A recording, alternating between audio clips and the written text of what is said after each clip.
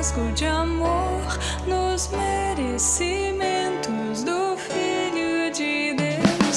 E quem desconfia no seu Salvador vai vê-lo sentado na glória dos céus.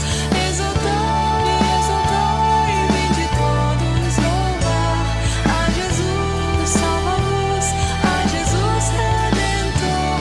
A Deus demos glória por quanto no céu seu Filho bendito por nós todos eu.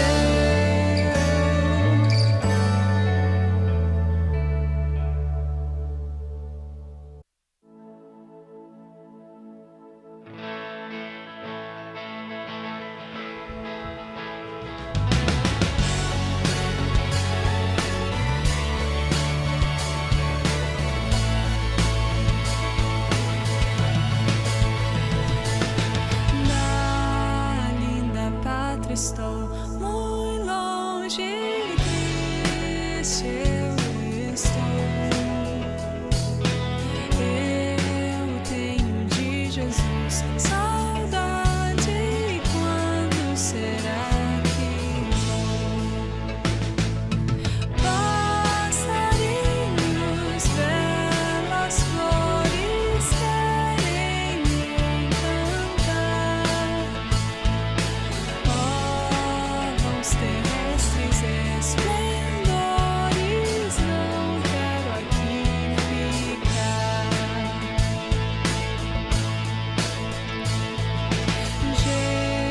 Jesus me deu fiel promessa, vem me buscar.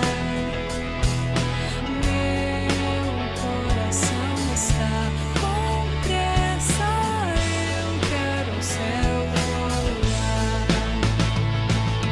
Meus pecados são muito grandes e culpados sou, mas o seu sangue foi-me limpo e para a pátria vou. Qual filho de seu lar saudoso eu quero ir? Qual passarinho para o ninho eu quero ao céu subir? Sua vinda ao mundo é certa, quando não o sei, mas ele me achará alerta e para o céu irei.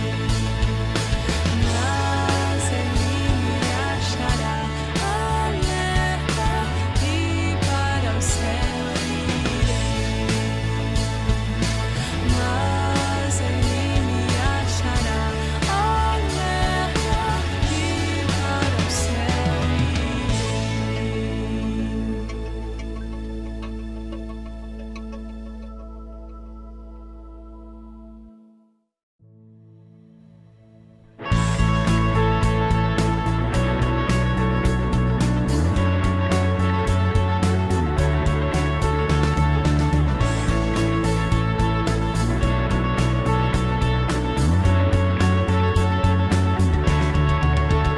Castelo forte nosso Deus, espada e bom escudo, com seu poder defende os céus em todo transe agudo.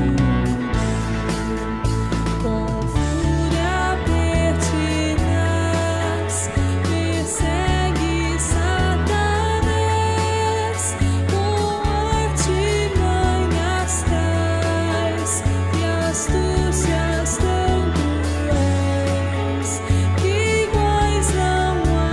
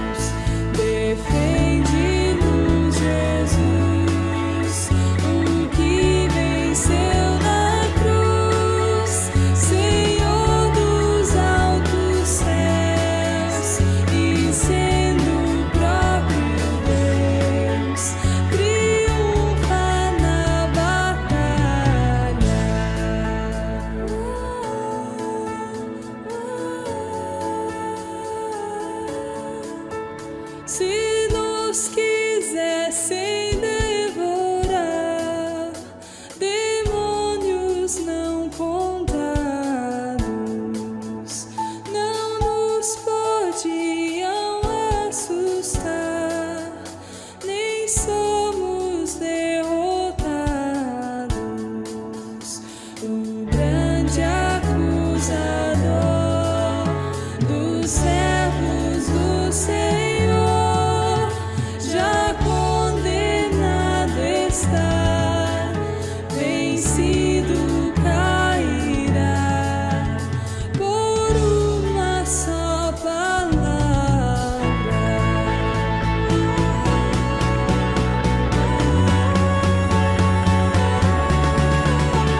Sim, que a palavra ficará, sabemos com certeza, e nada nos assustará, com Cristo por defesa. Se temos de perder os filhos, vez mulher, embora a vida vá, por nós Jesus está, e dá-nos a seu reino.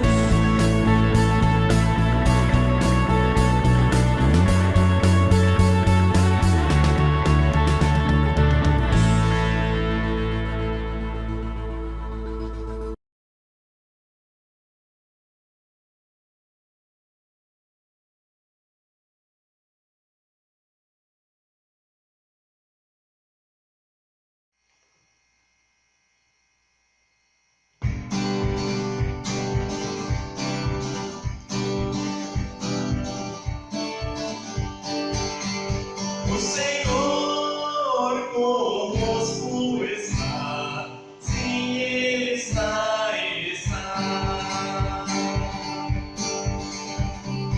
Deus é refúgio e fortaleza, como presente na tribulação. Mesmo que a terra venha tremer, não vamos temer, Deus está. Um lugar morada em Deus, e o que leva ao lar o meu coração. O Senhor conosco está, sim, Ele está, Ele está. Ainda que os montes se abalem no mar, que a fúria das águas nos faça afundar, seja qual lugar tiver que passar, não vamos temer, Deus está. Um lugar morada em Deus, e o que leva ao lar o meu coração. O Senhor conosco está, sim, Ele está, Ele está. Que todos vejam o que Ele faz, seu grande poder sobre a terra. Em tempos de guerra restaura a paz, não há o que temer, Deus está. Um lugar morada em Deus, e o que leva ao lar o meu coração. O Senhor conosco está, sim, Ele está, Ele está. Descanse e saiba que eu sou teu Deus. Entre as nações exaltar o Senhor. Até o fim Deus presente será. Não há o que temer, sempre está. Um lugar morada em Deus, e o que leva ao lar o meu coração. O Senhor conosco está, sim, Ele está, Ele está. Um lugar morada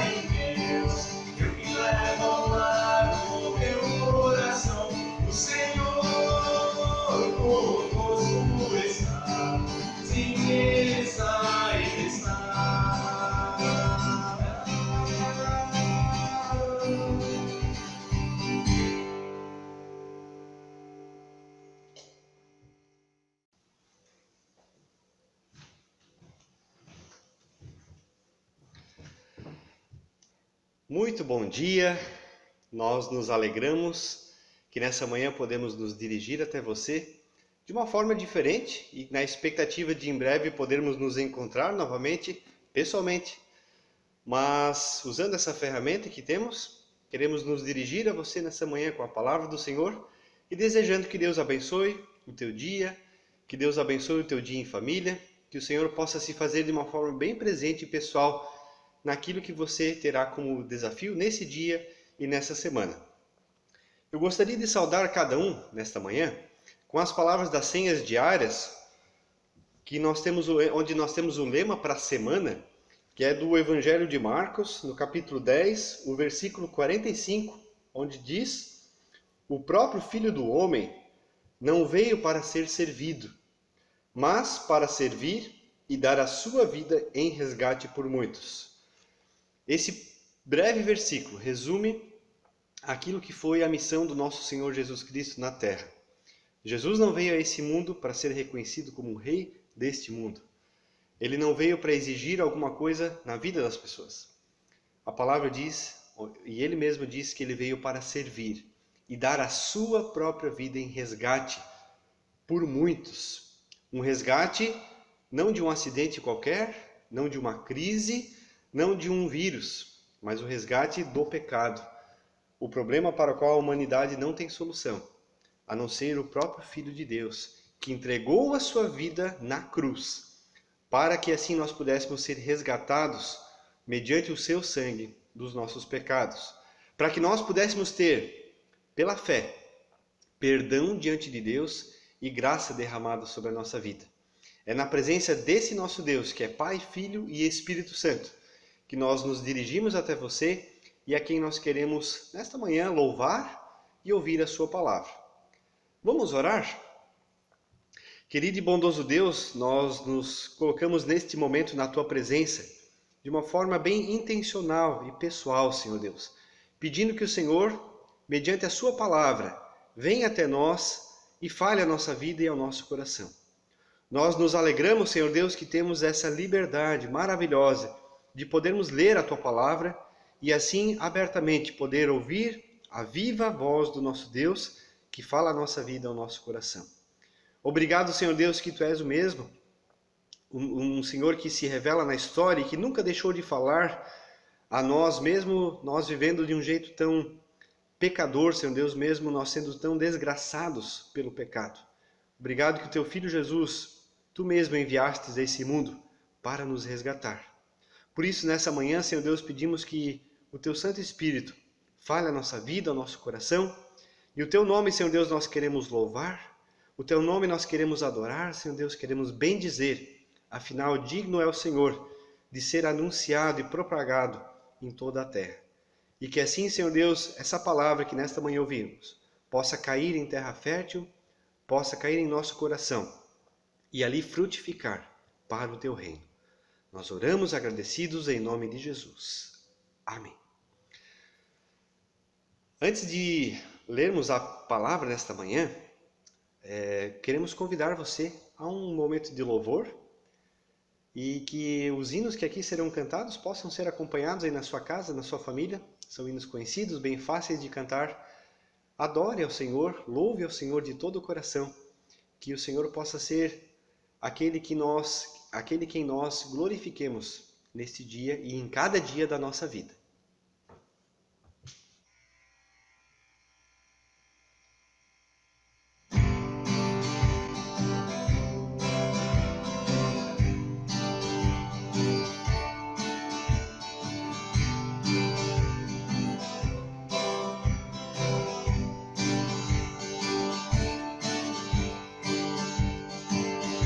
Consolação em meu coração, descansando no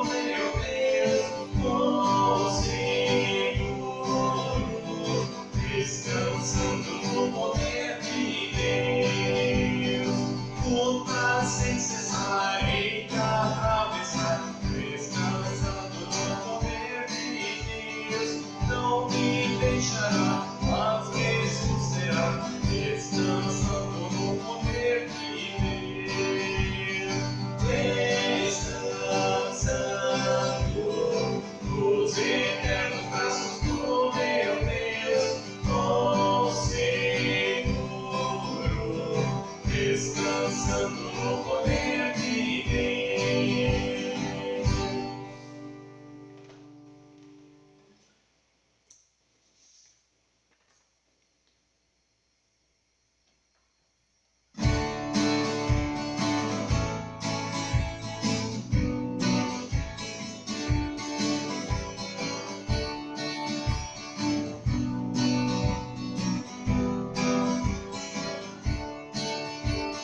Grande é teu nome, povo de Senhor. Santo é teu nome, és meu Redentor. O próprio Filho Deus, por nós deixou os céus, aqui se humilhou, a morte se entregou. Grande é teu nome, povo de Senhor. Santo é teu nome, és meu Redentor. Jesus ressuscitou, vitória alcançou, pôs fim à nossa dor, vencendo o tentador. Grande é teu nome, povo de Senhor. Santo é teu nome, és meu Redentor. Não nos envergonhamos, andando em sua luz. Nós cremos no amor que a nós Jesus mostrou. Grande é teu nome, povo de Senhor. Santo é teu nome, és meu Redentor. Que seja a nossa vida, a Ele somente fica, mostrar-lhe gratidão de todo o coração. Grande é teu nome, povo de Senhor. Santo é teu nome, és meu Redentor.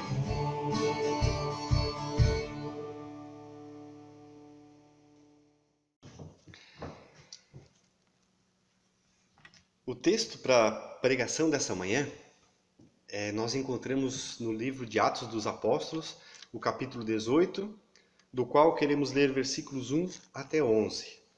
Atos 18, 1 a 11. E ali nós lemos assim: Depois disso, deixando Atenas, Paulo foi a Corinto.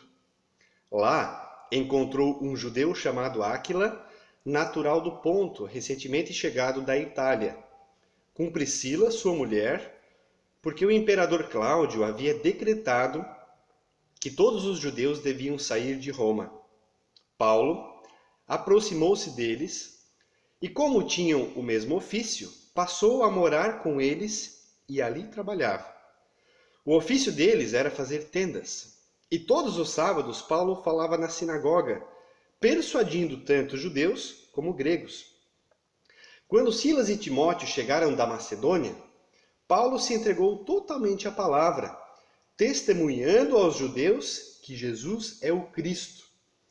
Como eles se opuseram e blasfemaram, Paulo sacudiu as roupas e disse-lhes: que o sangue de vocês caia sobre a cabeça de vocês. Eu estou limpo dele, e a partir de agora vou para os gentios. Saindo dali, entrou na casa de um homem chamado Tício Justo, que era temente a Deus. A casa dele ficava ao lado da sinagoga. Crispo, o chefe da sinagoga, creu no Senhor, com toda a sua casa. Também muitos dos coríntios, ouvindo, creram e foram batizados. Certa noite, Paulo teve uma visão em que o Senhor lhe disse: não tenham medo. Pelo contrário, fale e não fique calado, porque eu estou com você. e ninguém ousará lhe fazer mal, pois tenho muito povo nesta cidade. Assim, Paulo permaneceu em Corinto 1 ano e 6 meses, ensinando entre eles a palavra de Deus. Até aqui a palavra do Senhor para este dia. O livro de Atos dos Apóstolos, ou Atos do Espírito Santo por meio dos apóstolos, é um livro que nos mostra o início e os primeiros passos da igreja cristã, a partir do Pentecostes. E o momento que nós temos o nosso texto é o momento da segunda viagem missionária de Paulo, quase lá já no seu final.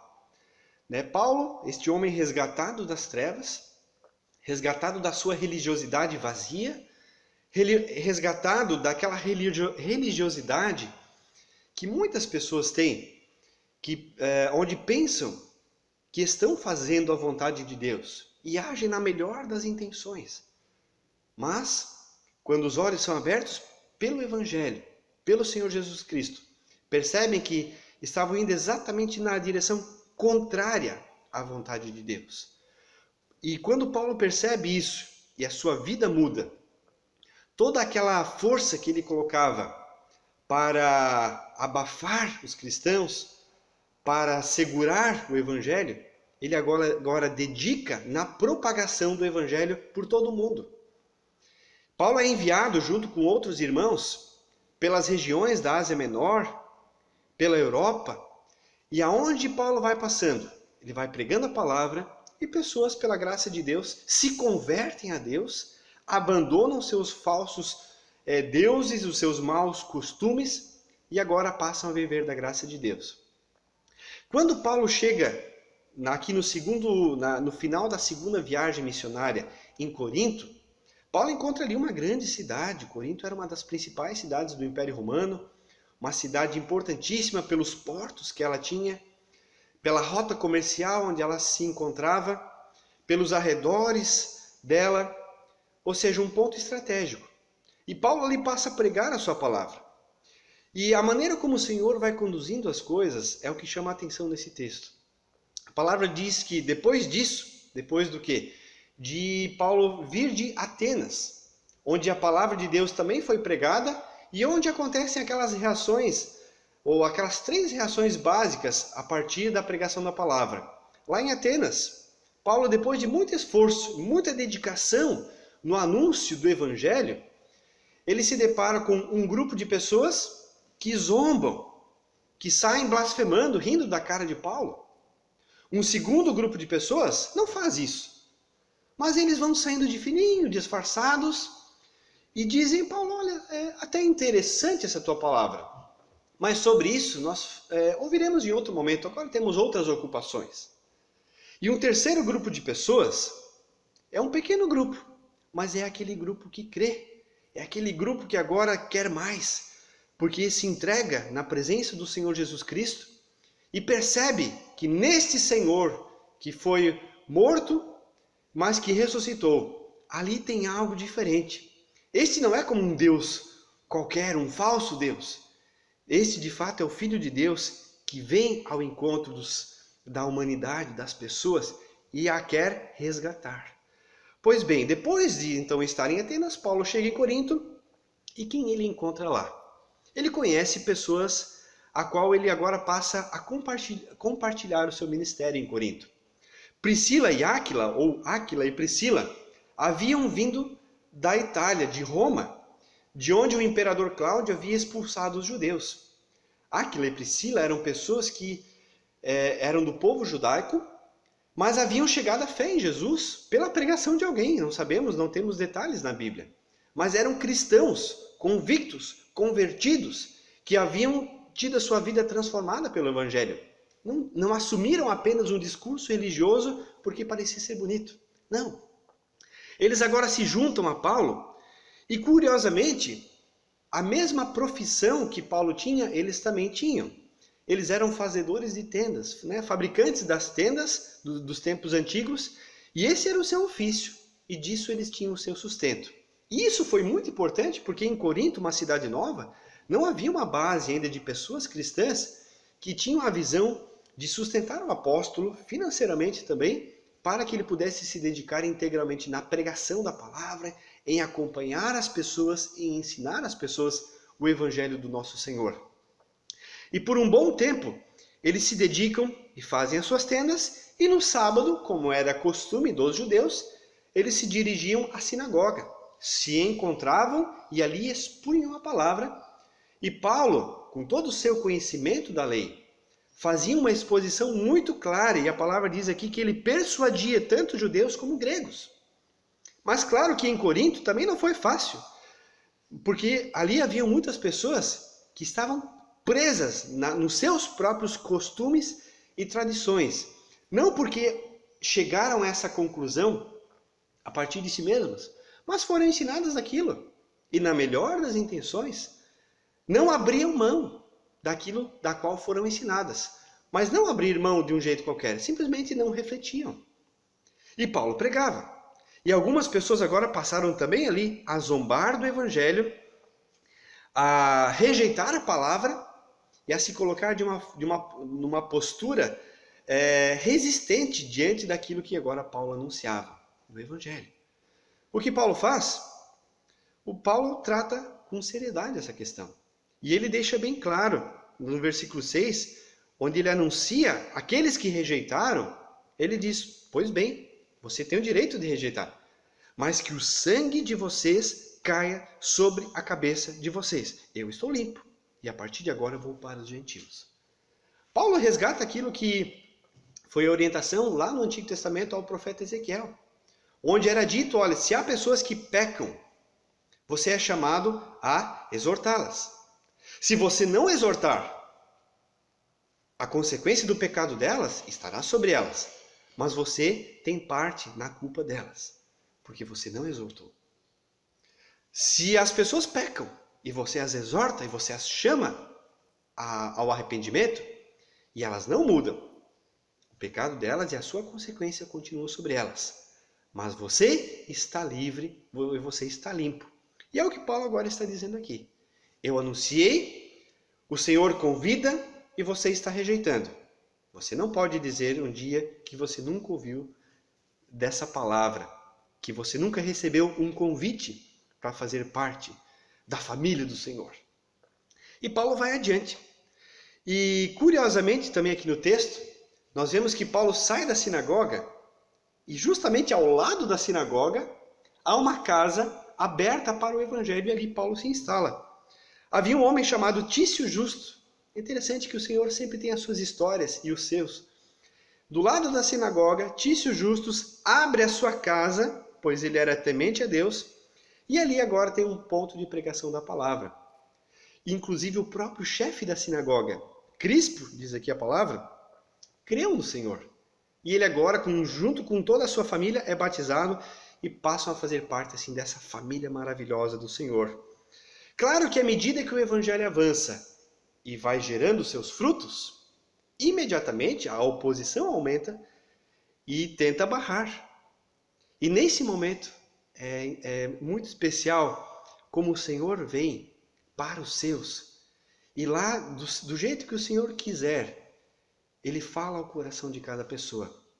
Naquela noite, Paulo teve uma visão vindo da parte de Deus, onde Paulo ouve a palavra, não tenha medo. Pelo contrário, fale e não fique calado, porque eu estou com você. E ninguém ousará lhe fazer mal, pois eu tenho muito povo nessa cidade. Olha que palavra maravilhosa que agora Paulo ouve. E por esse conforto que vem do Senhor em meio àquela oposição e àquela confusão generalizada que se instalava na cidade por causa do evangelho, Paulo agora ouve, é consolado e permanece pregando de forma ousada. E em Corinto ele permanece agora por 1 ano e 6 meses, por 18 meses, pregando a palavra. Foi uma das cidades onde Paulo mais passou tempo.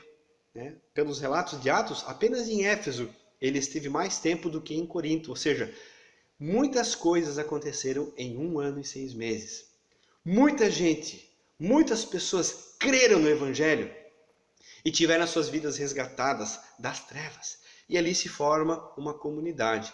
Tanto que depois na Bíblia nós temos duas cartas de Paulo dirigidas à comunidade de Coríntios, dos Coríntios, fora as outras que ele menciona aqui e escreve também, cartas exortando, orientando, desafiando. Afinal, onde há pessoas reunidas, são pessoas que continuam sendo pecadoras, embora salvas e resgatadas do pecado.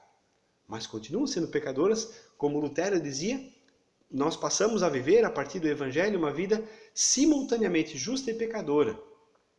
Porque já somos salvos, já temos a garantia da salvação, mas ainda vivemos nesse mundo caído.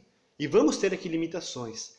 E nas cartas que Paulo dirige aos Coríntios, em alguns momentos ele precisa pegar muito duro e muito pesado. Porque facilmente o coração tendencioso que nós temos tem a tendência de se desviar do Evangelho.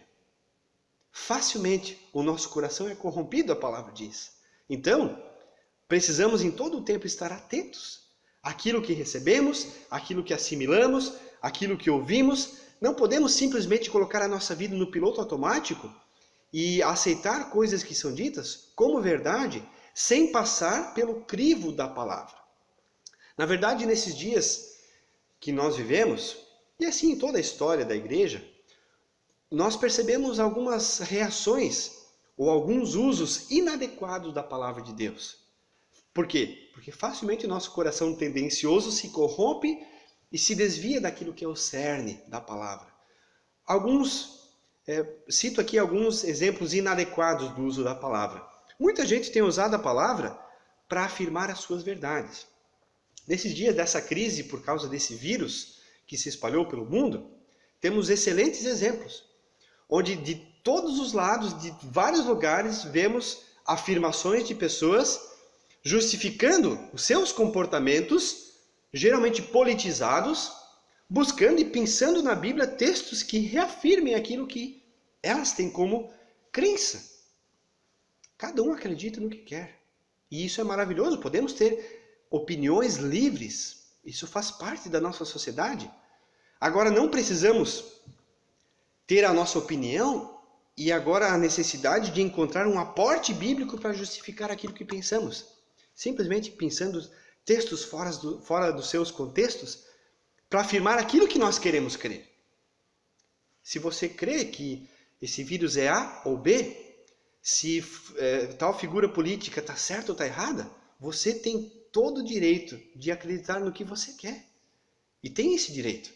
Mas nós não precisamos encontrar um aporte agora em um texto para justificar aquilo que eu quero crer. A palavra me convida a fazer um movimento diferente. A eu me colocar diante dela e ouvir o que ela tem, o que Deus tem por meio dela a dizer para mim. Percebe? O movimento é inverso. Não é eu que tenho a minha verdade e vou para a palavra buscar alguma coisa para afirmar aquilo que eu quero. Esse é um jeito inadequado. Mas eu preciso, o máximo possível, me esvaziar e sentar diante da palavra e silenciar e receber aquilo que Deus está falando. E para isso eu preciso estudar a Bíblia, me aprofundar na Bíblia, ler a Bíblia, me dedicar no estudo, cavocar na Bíblia esse oceano imenso da vontade de Deus revelada a nós. O segundo uso inadequado que eu também tenho visto e penso que em toda a história da humanidade aconteceu, é usar a Bíblia como uma espécie de ópio, de droga, de um entorpecente. Né? Eu vou vivendo o meu dia a dia e de repente bate uma ansiedade, bate alguma angústia, bate algum medo e agora eu preciso rapidamente alguma coisa que me console, que me tire daquele momento, que faça com que eu até fuja daquele momento. E aí eu vou procurar um videozinho de alguém que está fazendo uma mensagem bonitinha, ou abro um versículo lá e escolho algo aleatório e consumo aquilo e aquilo agora me consola e me alivia e estou pronto para outra. Até aparecer a próxima dificuldade e vou de novo e encontro ali a palavra como um entorpecente, algo que abotou a minha mente. E aí, de repente, agora eu fico nesse vai e vem. Assim a palavra se torna uma droga, da qual eu me torno viciado. Porque cada vez eu preciso consumir algo. Sabe, Deus não é assim. Deus é um Senhor que fala a nossa vida. que fala ao nosso coração. E na palavra temos, sim, consolo e orientação para todos os momentos da nossa vida. E a nossa vida, sim, ela tem altos e baixos. E isso faz parte da vida de todas as pessoas. Todos nós temos. Mas não podemos nos colocar diante da palavra como se ali tivéssemos algo como uma droga, simplesmente. Não. A palavra, as sagradas escrituras, são a viva voz de Deus. De um Deus que fala, não pela letra, mas pela palavra. E mediante o seu Santo Espírito, fala a nossa vida, o nosso coração. De que jeito Deus fala? À medida que nós abrimos a Bíblia e não simplesmente agora pensamos versículos aleatórios. Mas o convite novamente é o quê? A irmos à palavra, estudarmos a palavra, nos aprofundarmos na palavra e agora deixarmos que a palavra tome a nossa vida e o Senhor fale ao nosso coração de uma forma plena e verdadeira. Quando nós olhamos para um texto como o apóstolo Paulo, como temos relatado aqui por Lucas, né? Afinal foi Lucas quem escreve aqui o livro de Atos. Lucas presenciou muitos desses relatos aqui, especialmente das viagens missionárias. Lucas, um médico que fez uma pesquisa excelente que está aqui diante de nós. Um médico que fez uma pesquisa, que colocou aqui em nossas mãos, que temos acesso a esse livro. Vemos que Paulo vivia da palavra e na palavra. O que é viver da palavra e na palavra? É viver na presença desse nosso Deus. É ter o Senhor não como apenas um ser supremo que me socorre nos momentos que eu preciso. Não, é ter um Senhor que por meio de Jesus Cristo vem a nós e se apresenta como Pai. E que agora quer se relacionar conosco. Como Pai, sim. Como uma expressão de amor. Não como a nossa figura de Pai que jogamos para Deus. Mas um Deus que se revela como um Pai amoroso. Que se agacha, que toma os seus filhos nos seus braços. E os acolhe. E os aconchega. E os consola. Esse é o Pai que a Bíblia nos revela. Um Senhor que vem à nossa vida e que busca um relacionamento conosco e que nos presenteia o seu relacionamento e a possibilidade de nos relacionarmos com Ele. Sim, é um presente, é graça, não é coisa que nós merecemos. E agora, quando nós vivemos da palavra e na palavra, como Paulo vive aqui, é isso que na verdade nós experimentamos. Um relacionamento vivo com Deus. Não algo mecânico e vazio, onde nós reafirmamos apenas as nossas crendices e crenças, onde nós não apenas buscamos momentos com esse Deus, não, onde intencionalmente vivemos na sua presença, nos relacionamos com Ele. Nesses dias que temos vivido, algo especial, tenho falado assim ao meu coração e à minha vida, eu tenho me perguntado quais são as oportunidades que Deus tem dado a mim como pessoa, a minha família, a nossa comunidade e a sociedade como um todo. Toda vez que a sociedade entra em crise por causa de alguma situação, toda crise que é gerada a nível pessoal ou social, toda crise nós temos nela uma oportunidade. E eu não quero aqui dar respostas para você, mas eu quero que você se pergunte, que oportunidade Deus tem dado a você? Uma oportunidade talvez de ter mais tempo para ler a Bíblia, para se aproximar do Senhor. Uma oportunidade para ter mais tempo com a tua família e ler a palavra e se aproximar do Senhor em família. Nós como igreja, mesmo presencialmente não estamos juntos, mas que oportunidades que Deus nos dá. Temos inúmeras reflexões que podemos fazer. Nós vemos facilmente as comunidades agora angustiadas, parece que sem rumo, tendo que produzir vídeos e materiais, e como se as igrejas, como se a igreja do Senhor Jesus fosse acabar, porque uma semana ou um mês nós não podemos nos encontrar nas atividades. Que igreja temos nos tornado? Meras comunidades de entretenimento religioso, de consumo religioso? Não é isso que a igreja de Jesus é. Igreja de Jesus é o corpo de Cristo presente nesse mundo e enviada a esse mundo para servir. Assim como lemos na palavra inicial, que Jesus não veio a esse mundo para ser servido, mas para servir e dar a sua vida em resgate por muitos. E o papel da igreja não é diferente do que o Senhor da igreja. O Senhor da igreja nos envia para esse mundo, para servirmos esse mundo. De que jeito? Do jeito que Ele revelar a cada membro desse corpo, por meio da sua palavra.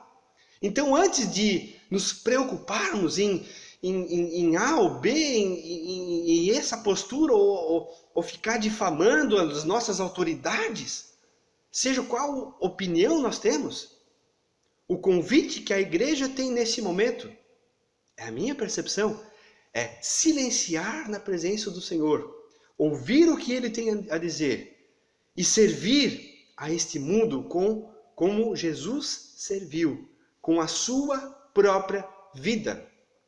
A palavra enviada dias atrás à comunidade foi a palavra do livro de Lamentações, Lamentações de Jeremias, no capítulo 3, o versículo 26, onde Jeremias, no meio do caos, no meio da destruição, diz assim: bom é aguardar a salvação, e isso em silêncio. O silêncio não tem um fim por si mesmo, e silêncio não é apenas a ausência de barulho, de ruído. Silenciar na presença de Deus é intencionalmente colocar o nosso coração na presença de Deus para ouvir aquilo que Ele tem a falar. Por isso eu pergunto novamente a você: que oportunidades Deus está te dando? O que Deus está falando à tua vida, à tua família, à tua comunidade? Que oportunidades nós temos de servir esse mundo nesse momento? Ficar falando mal do prefeito, do governador, do presidente, de seja qual líder, de qual país seja, com qual opção política ele tenha. Isso vai resolver? Não, isso não resolve. Agora, quando a igreja do Senhor tem a postura que Jesus teve, de não ser servido, mas de servir, de não apenas buscar o consumo religioso para acalmar a mente no momento, mas conscientemente estar na presença de Deus, e assim como Jesus diz: eu sou a luz desse mundo, e na sequência ele também diz aos seus discípulos: vocês são a luz desse mundo. É isso que o Senhor quer que nós sejamos. Porque Ele diz: vocês são luz. Vocês são o sal deste mundo. Então que neste momento aproveitemos essas oportunidades que Deus nos dá. Nos momentos de maior crise é que temos as maiores oportunidades. De forma bem concreta, o que você pode fazer? Em primeiro lugar, a nível pessoal, desafio você a ter momentos offline. Desligue os aparelhos da tua casa. Não precisa desligar o dia inteiro, mas desligue por um tempo consciente, intencional, o tempo que for necessário. Se você só conseguir ficar 5 minutos desligado, ok, mas desligue 5 minutos. Se conseguir ficar 1 hora, ótimo. Agora tire esse tempo e crie uma zona offline na tua casa, desligue e leia a Bíblia. Mas leia e estudando ela, se perguntando o que Deus quis dizer aqui, leia textos maiores, leia os contextos, leia os livros inteiros daquele texto. E cresça na palavra, a nível pessoal. Primeiro desafio. O segundo desafio, um desafio bem concreto. Reúna a tua família. Aqueles que querem, se alguém não quiser, não tem problema. Mas aqueles que quiserem, reúna a tua família para conversar sobre a palavra. Cante umas músicas, se tem alguém que toca algum instrumento, aproveite essa chance. Se ninguém toca, sente e cante. Se é desafinado, se não é desafinado, não tem problema. Cante. É especial poder cantar. Reúna a tua família de um jeito informal. Cante. Louve ao Senhor. Louve ao Senhor. Pegue músicas, pegue um inário, pegue aquilo que você tiver na tua frente. Músicas que você lembra, músicas com as crianças. Cante com a tua família. Em terceiro lugar, vamos pensar na nossa comunidade. Você já pegou o telefone e ligou para alguém nesses dias? Não mandar mensagem, não mandar um áudio. Pegar o telefone e ligar. As pessoas estão isoladas, estão sozinhas, mas não agora por causa de um decreto de isolamento. Nós vivemos um tempo onde as pessoas são solitárias, estão sozinhas. Pegue o telefone e ligue para alguém. Pergunte como vai. Deseje uma palavra para ela naquele dia. Separe um versículo. Deseje que Deus abençoe a vida dela. Lembre de alguém. E o quarto desafio. O que você pode fazer pelas autoridades nesse momento? E o convite da Bíblia também é: ore por elas. Não use a tua língua para difamar aqueles que estão de alguma forma tentando fazer algo. Mas ore. Nossas autoridades precisam que nós oremos por elas. É muito fácil ir para as redes sociais e largar frases, apoiando ou difamando. Convido você também a silenciar. E ore todos os dias, todos os momentos. À medida que nós oramos por alguém, nós nos ocupamos de um jeito diferente com elas. E aquilo que a igreja melhor pode fazer nesse momento é orar. A igreja, ela é o corpo de Cristo que é espalhado por esse mundo. E se a igreja brilhar, nosso mundo não estará em trevas. Mas somos a oportunidade que o mundo tem de ter a luz de Deus brilhando. Então, assim, certamente, se nós refletirmos, à nossa volta, haverá outras oportunidades que Deus tem dado de uma forma mais escancarada, talvez nesse tempo de crise, se assim quisermos o chamar. E à medida que a vida das pessoas vai voltando ao normal, as oportunidades elas também vão diminuindo e vão passando. Por isso, neste dia e nesta semana que segue, o desafio que eu tenho a você: busque ao Senhor, pessoalmente, em família, em comunidade, e sirva a esse mundo que carece da luz do Senhor. E eu finalizo com a palavra do apóstolo Paulo para você. Se assim você se dedica e vive na presença de Deus, Deus está vindo até você e está dizendo assim: não tenha medo. Pelo contrário, fale e não fique calado, porque eu estou com você. E ninguém ousará lhe fazer mal, pois eu tenho muito povo nesta cidade. Foi o que Paulo ouviu de Deus a respeito de Corinto. E Deus também certamente diz para cada um de nós: eu tenho muito povo nesta cidade, neste país, neste mundo. Então, não tenhamos medo. E que assim nós tenhamos a coragem de não ficar calado, mas de brilhar a luz do nosso Senhor Jesus Cristo. Que Deus te abençoe. Amém. Convido a orarmos.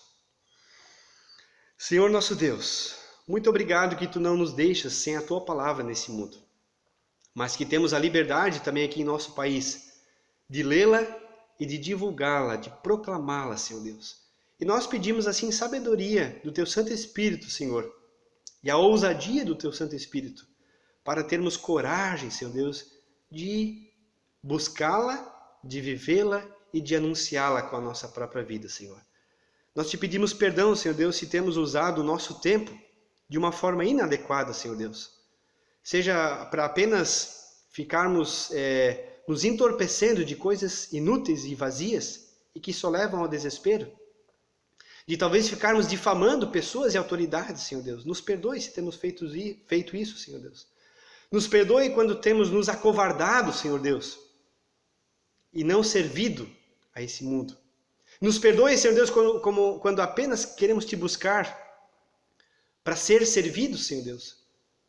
Nos perdoe, Senhor Deus, quando apenas temos usado o nosso tempo para o consumo religioso, Senhor Deus. Nos perdoe. Perdoe por todos os nossos pecados, Senhor Deus. Nos limpe daquilo que não é da Tua vontade. Nos livre, Senhor Deus, de uma religiosidade vazia, banal, Senhor Deus.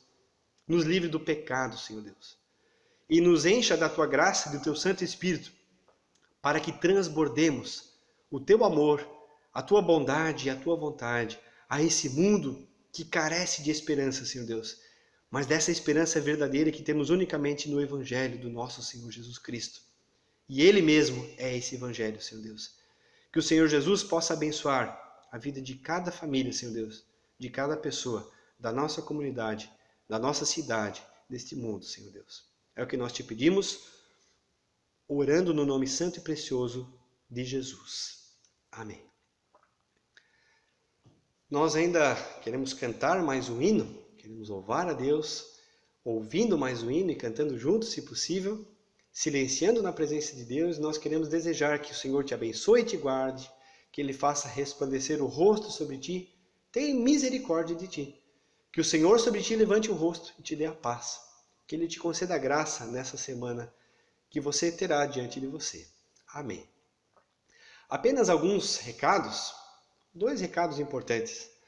Os nossos momentos presenciais dos nossos encontros, nós ainda aguardamos a definição das nossas autoridades, o pensamento do nosso governo, e à medida que tivermos a liberação para os nossos encontros, comunicaremos toda a comunidade e com muita alegria vamos nos encontrar no templo novamente. Enquanto isso, seja igreja onde você está. E o segundo aviso, assim como faz parte dos nossos cultos presenciais, o momento da oferta, você tem a oportunidade de ofertar fazendo uso do depósito bancário ou de uma transferência bancária. Os dados bancários estão na tela e os dados vão ser colocados para que você possa depositar aquilo que o Senhor tem mostrado a você, ao seu coração, que por gratidão, por liberdade, sem outra motivação, você possa assim fazer parte desse momento também do sustento da obra do Senhor nesse mundo. Sempre gosto de afirmar, o Senhor não precisa das nossas ofertas. Nossas ofertas não são o pagamento por alguma coisa. Mas o Senhor nos envolve, né? O Senhor poderia mandar anjos para fazer a sua obra, mandar os recursos do céu, afinal tudo é dele. Mas Ele nos dá sim a oportunidade de contribuirmos, de reconhecermos também de um jeito material aquilo que Ele nos dá em nossa vida, que são todas as coisas. Então, se você quiser, pode depositar nesses dados que estão aparecendo aí na sua tela. Que Deus possa te abençoar e abençoar a tua família. E até o próximo encontro. Amém.